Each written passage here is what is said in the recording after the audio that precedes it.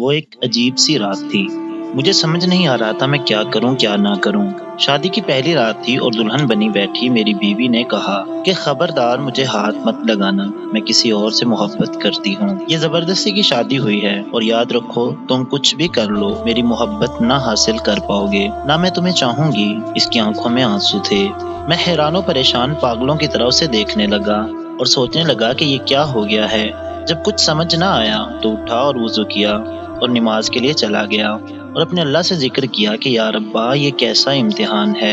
مجھے ڈر تھا، بہت زیادہ ڈر، معاشرے کا ڈر، خاندان والوں کا ڈر۔ میں ایک مڈل کلاس فیملی سے تعلق رکھتا ہوں اور ایسی اونچ نیچ پر ہمارے ہاں عزت کا جلوس نکل جاتا ہے۔ مختلف سوچیں آ جا رہی تھیں کہ اگر یہ صبح گھر گئی اور واپس نہ آئی تو میری عزت کا کیا ہوگا؟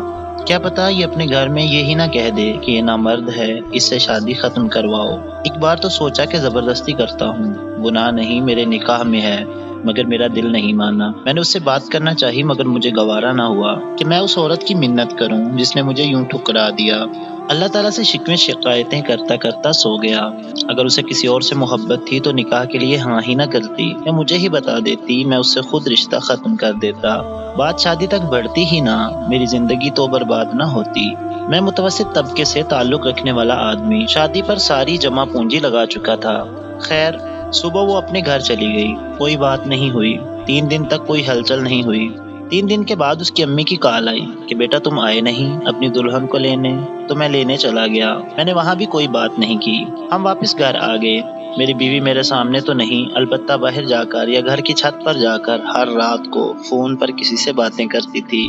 میں نے اسے پوچھا تک نہیں کہ وہ کس سے باتیں کرتی ہے، کون ہے وہ۔ بس ایک بات پوچھا تھا کہ اسے طلاق چاہیے، اس نے کہا نہیں۔ اس کا فون پر جو عشق تھا اس کا مجھے کوئی مطلب نہیں تھا۔ 5 ماہ ایسے ہی گزر گئے۔ میں کام سے تھکا ہارا رات میں گھر آتا، کھانا باہر سے کھا آتا اور جب بھی گھر آتا وہ فون پر ہی باتیں کر رہی ہوتی۔ ایک دن اس نے پوچھا ایک بات پوچھوں؟ میں نے کہا پوچھ لو۔ اس نے کہا کیا آپ کو مجھے دیکھ کر طلب نہیں ہوتی؟ میں نے کہا شادی سے پہلے بھی تو کنٹرول ہی تھا، تو تمہیں کیا لگتا ہے کہ اب بھی نہیں ہو سکے گا؟ مگر اس رات بات کچھ اور تھی۔ میں سویا ہوا تھا کہ میرے موبائل کی گھنٹی بجی۔ فون میرے دوست کا تھا۔ اس نے مجھ سے کہا کہ تمہاری بیوی کسی اور مرد کے ساتھ فلانے ہوٹل پر بیٹھی ہے۔ مجھے پہلے تو یقین نہ آیا، لیکن جب اپنی بیوی کو گھر نہ پایا تو بے حد غصہ آیا، اتنا کہ مجھے اپنا دماغ پھٹتا ہوا محسوس ہوا۔ میں نے اس کی عزت رکھی، کسی کو کچھ نہ بتایا، پر اس نے میری عزت نہ رکھی۔ میں ہوٹل کی طرف چل دیا، خود کو پرسکون رکھا۔ وہاں اس کو کسی غیر مرد کے ساتھ بیٹھا دیکھا تو آواز دی اور کہا کہ چلو گھر چلو۔ وہ چپ چاپ گھر آ گئی۔ گھر لا کر اسے میں نے انتہائی زوردار تھپڑ مارا کہ میری انگلیاں اس کے منہ پر چھپ سی گئیں اور اس کو بولا اب تم اپنے گھر دفع ہو جاؤ، آج سے میری طرف سے آزاد ہو۔ جب تمہیں طلاق چاہیے ہو تو کہہ دینا، مگر میرے ساتھ میرے گھر میں تم ہرگز نہیں رہ سکتی۔ وہ عورت یعنی میری بیوی آج بھی اپنے میکے گھر میں ہے، طلاق نہیں مانگی اس نے۔ اور ہاں، جس کے عشق میں وہ پاگل تھی اس نے اس کو اپنایا ہی نہیں اور اپنا مطلب نکال کر بھاگ گیا۔ ایک دن روتے ہوئے اس کی کال آئی تھی کہ مجھے اپنے نام سے محروم نہ کرنا، بس بھلے ہی مجھے اپنے پاس جگہ نہ دو لیکن طلاق مت دینا، بس ایک آخری خواہش پوری کر دو۔ میں نے اس کی خواہش کا احترام کیا، اس کو طلاق نہیں دی۔ اس کے بعد مجھے 3 سے 4 سال لگے خود کو نارمل انسان بنانے میں، عورت پر یقین کرنے میں کہ ہر عورت ایک جیسی نہیں ہوتی۔ پھر آخر میں نے دوسری عورت سے شادی کر لی۔ اب الحمدللہ میرے 3 بچے ہیں۔ میری یہ دوسری والی بیوی بہت ہی نیک نکلی۔ پتہ نہیں وہ 2-3 سال جو میں نے حوصلے سے گزارے اس کی وجہ سے اللہ نے انعام کی صورت میں دیا کہ میں اب تھوڑی سی بھی ہمدردی کو بہت بڑی بات سمجھنے لگا تھا۔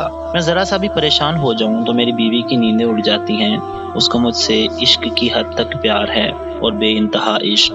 میں ذرا کام سے دیر آؤں یا کچھ میسج نہ کروں تو پریشان ہو جاتی، سائے کی طرح آگے پیچھے۔ بعض دفعہ تو میں جھنجھلا سا جاتا ہوں اور اس سے جھگڑ پڑتا ہوں کہ اللہ کی بندی میں دودھ پیتا بچہ نہیں۔ ایک وہ پہلی عورت، ایک یہ عورت، میں تو وہی تھا وہی ہوں۔ میری پہلی والی بیوی سنا ہے کہ اب پاگل ہو چکی ہے، میرے نام لکھ لکھ کر چومتی رہتی ہے اور گلیوں میں پھرتی رہتی ہے، اسے اپنی ہوش ہی نہیں رہی۔ اب 1-2 دفعہ زہر بھی کھا لیا مگر بچ گئی۔ لوگ اب بھی کہتے ہیں میں ظالم ہوں، اس پر ظلم اتنے کیے کہ وہ پاگل ہو گئی ہے۔ اب میں کیا کہوں لوگوں سے؟ حرام محبت کا مقدر ہمیشہ ذلت ہی ہوتی ہے۔ یارانے عاشقی معشوقی لگا کر توقع کرنا کہ یہ ٹھیک ہوگا، ذلت ہی ملتی ہے۔ حرام محبت کا مقدر ہمیشہ ذلت ہی ہوتی ہے۔ اس کہانی کا اخلاقی سبق، میری بچیوں، بہنوں، بیٹیوں، یاد رکھو حرام محبت کا مقدر ذلت ہے بس۔ اگر ویڈیو اچھی لگی ہے تو اس کو لائک کر دیں، اور مزید اس طرح کی مورل اخلاقی کہانیاں اردو اور ہندی میں روزانہ سننے کے لیے ہمارے اس چینل کو ضرور سبسکرائب کریں۔ ویڈیو کے نیچے آپ کو لال رنگ کا سبسکرائب بٹن نظر آ رہا ہوگا، اسے پریس کر دیں اور ساتھ موجود بیل آئیکن کو پریس کر کے آل پر کلک کر دیں۔